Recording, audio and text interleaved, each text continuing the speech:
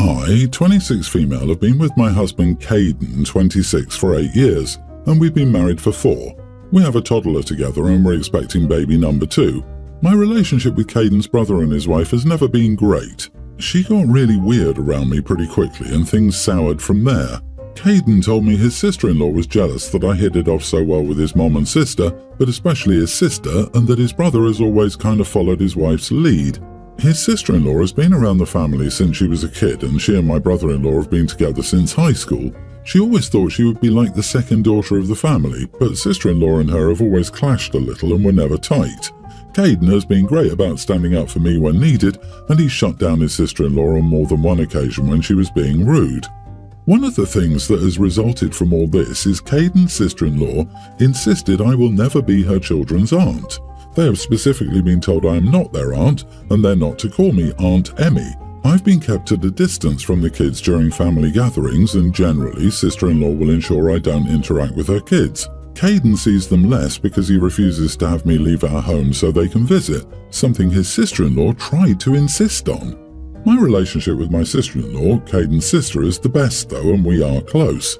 She has a child the same age as mine, and she'll come over, and we hang out with our toddlers.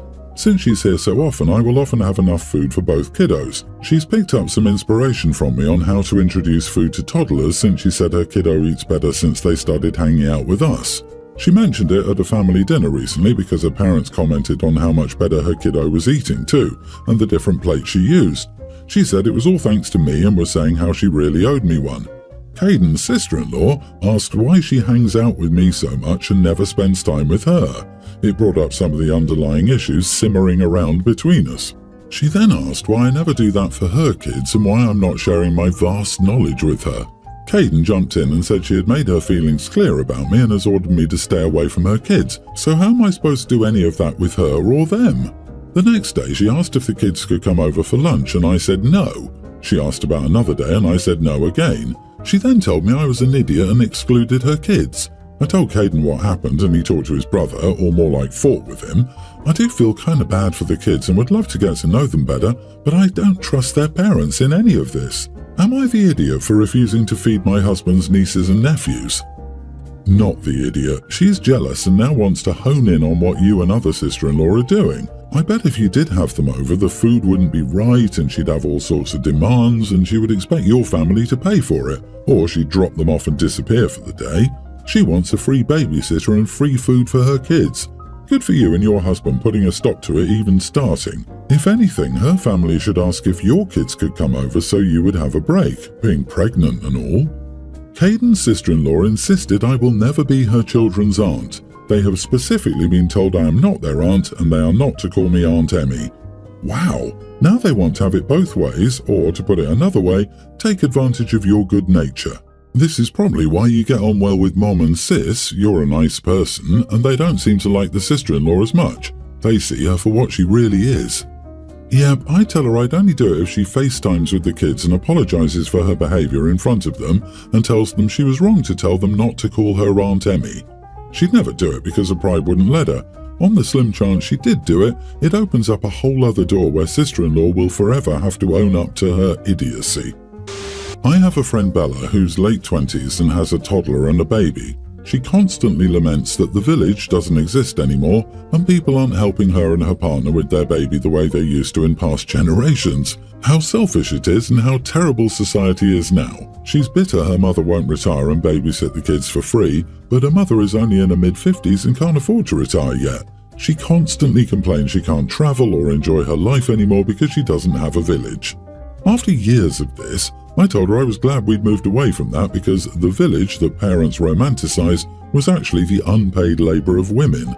As a woman who doesn't want a child, I'm glad that I'm no longer considered socially obligated to babysit other people's kids for free or do household chores for people who choose to have kids in my free time, especially because these people won't pay it forward to me in any way. If something happened to me, like getting sick and needing help, they'd use their kids as a reason they couldn't help me. I also reminded her that the village depended on women not having jobs, and it's a good thing that women can now sustain themselves and aren't forced into dependency on their fathers or husbands. What triggered it was that I went overseas recently for a holiday and to attend a concert of an artist I like, and she complained about how she doesn't get to do these things because the village is off doing things like that. She said I'm just a really selfish, child-free person who wants mothers to suffer, but I don't think I was wrong. And then she said I was a bad feminist and a terrible person and hasn't spoken to me since. Am I the idiot? Not the idiot. So many things, caring for the sick and disabled community and helping raise children, were unpaid women's labour that relied on us not being able to work. Yes, it's unfair now that women are expected to work and raise children unless the men are doing an equal share.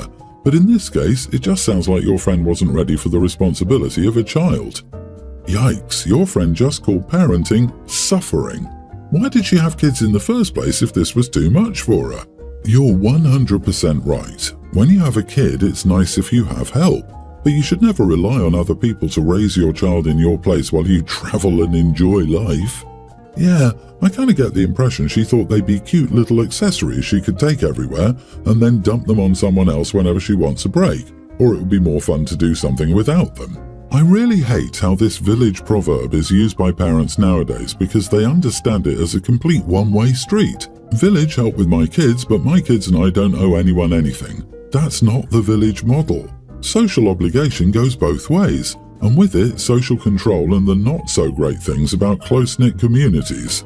I'm not saying either of you is right or wrong, but if you guys are genuinely friends, why not empathize with her situation and do something nice?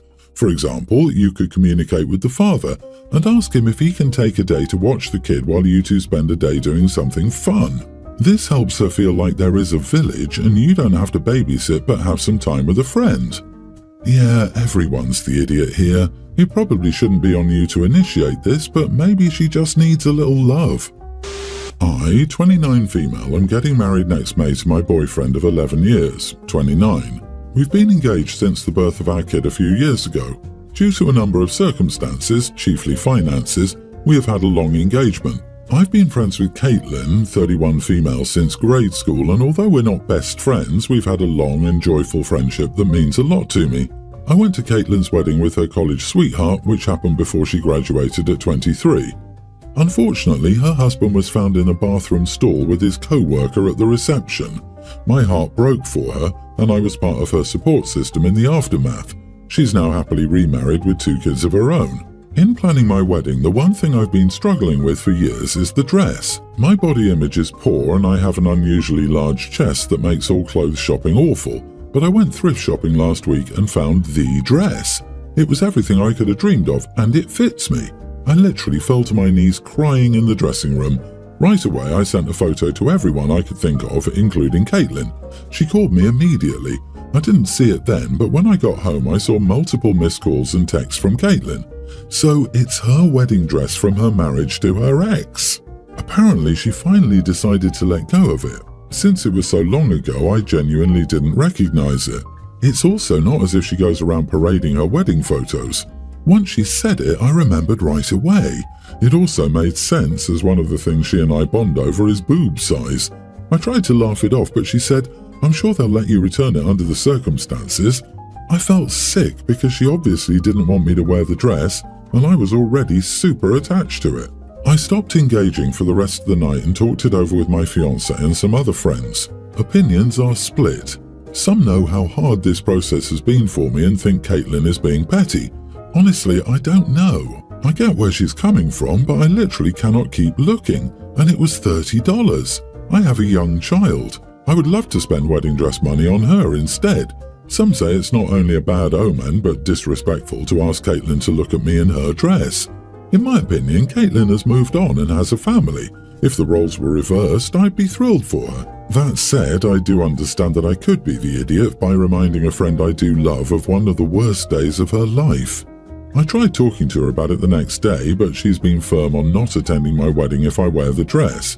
She said that she's rethinking the friendship in general. I'm gutted and don't think that's fair. I would love to find a solution that allows me to keep the dress and my friend, which is why I'm posting here.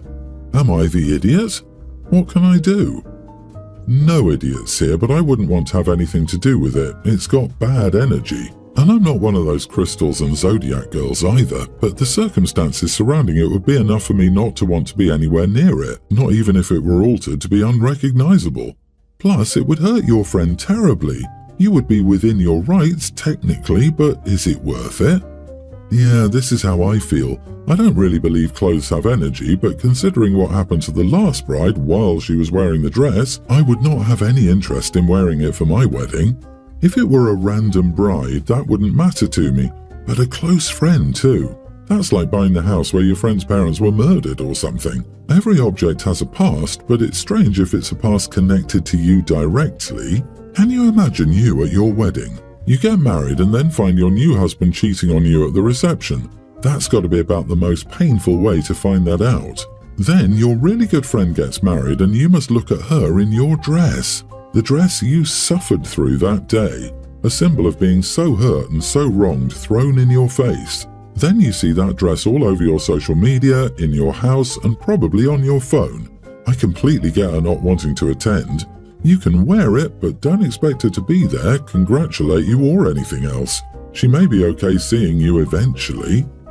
You are the idiot, OP. She's made it perfectly clear where she stands, and you're still trying to find a way to get everything you want. You will not be able to keep the dress and the friend. Period. It's up to you which is more important. My brother went to prison for identity theft and forgery when my niece, now 18, was only 7 years old. I raised her from the point. Now that he's out, he's visited us a few times. The first visit was a little bit awkward. I'd asked my niece if she was ready and she said she was, but it was still a little weird. On the second one, it was better. On the third visit, he found out that I had allowed her to do boxing since she was 10 and that she was still taking classes with a personal trainer every week. My brother got upset about it. He said girls shouldn't do boxing and that I'd failed as an uncle, and I was just standing there, stunned for a moment. Then I asked, should I have committed forgery and gotten sent to prison like you? It's your fault you weren't around to make the choices. In hindsight, I realized it was kind of an idiot move for me to say that to someone who just got out, and our mother also called me later that night to say I didn't have to throw that in his face that way. Am I the idiot for reminding my brother that it's his fault he didn't get to raise my niece? Not the idiot. He opted not to be there for her, and it doesn't seem like he tried to do any parenting from behind bars. If he's upset about the past, it's his way of deflecting the blame, and maybe he needed that reminder from you, as harsh as it may have felt. I agree. My stepdad was a sales guy who travelled to his district 3 weeks every month, and then would come home and start moving stuff around for the 5 days he was home. My mother finally said, "You don't live here, you visit. If you move that chair I sit in and read in the sunlight during breakfast every morning one more time, you won't be visiting either." Let's not forget his extremely misogynistic comment. He should be thrilled his daughter knows how to box. She can protect herself. It's great exercise, keeping her fit, and it's amazing for self-confidence. All of these are things a young woman needs to help her make her way into this world. Yeah, brother is the idiot and always will be, and now mom's the idiot. He's got to live with his own failures, not attack you for your success. Having a daughter who is a trained boxer is amazing, by the way. I'm sure she has great confidence that many of her peers don't have. You failed as an uncle? Well, that's because you were busy being a dad, and your kid, yes, yours, not his, knows it. My husband, 30 male, and I invited my family to stay with us until they could find a new home. Their house burnt down and they became homeless. This was my mom, 51, my dad, 54, and my grandmother, 72. At first, it wasn't a problem. We have the room and everyone besides my grandmother can care for themselves. It did make things a little crowded with 5 adults, 2 kids, a toddler and a kindergartner, and our dog, but we managed since it wasn't supposed to be for long. Things spiraled quickly, and I ended up having to care for everyone. From the moment I wake up each morning, it's nothing but, "OP, can you do this? OP, can you do that? OP, you should do this or that." I don't even have the chance to sit down and eat until everyone's in bed, and forget time with just my husband and kids.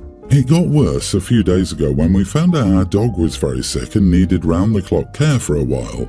The final straw was when my mom complained that the house wasn't clean enough. I sat everyone down and told them I needed a break, and I was now expecting everyone to pull their weight around the house. I wasn't asking anyone to do any chores, just to pick up after themselves and, if they needed something while I was busy, to get it themselves. This started a screaming match with my mom, with her calling me a lazy witch because they were guests. I screamed back that yes, this was my house, but I'm not their servant. My parents are now not speaking to me, and my family is saying I was way out of line for losing it in the way I did because that's my parents. Am I the idiot? Not the idiot. Kick them out. Parents or not, people who scream at you, abuse your hospitality and give you the silent treatment do not belong in your home. Give them a warning, but be firm and stick by it. And stop catering to them in the meantime. They should absolutely have chores, and you should not be cooking, cleaning, babysitting these grown damn entitled adults.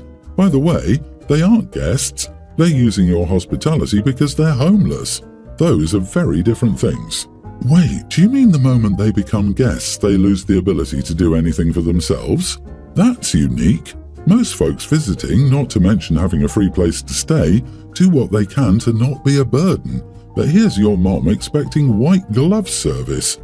Lord, I'd have thrown her out when she called me a lazy witch. It's time for them to find a new place to live and some serious boundaries put in place afterward. Whenever I'm a guest at anybody's house, I make sure to tidy up after myself and try not to ask for much. This behavior is kind of appalling. Your mom is way out of line. They are not guests that should be treated like a 3 or 4 day visitor. They should be cooking meals, cleaning the house and trying to make you and your husband's lives easier because they are a huge disruption to your life. Tell them if they don't do a 180 and start treating you with respect and appreciation, they are not welcome. The second a guest screams at me in my house, they're out on the street. It could be Christ himself and I'd tell him to get out.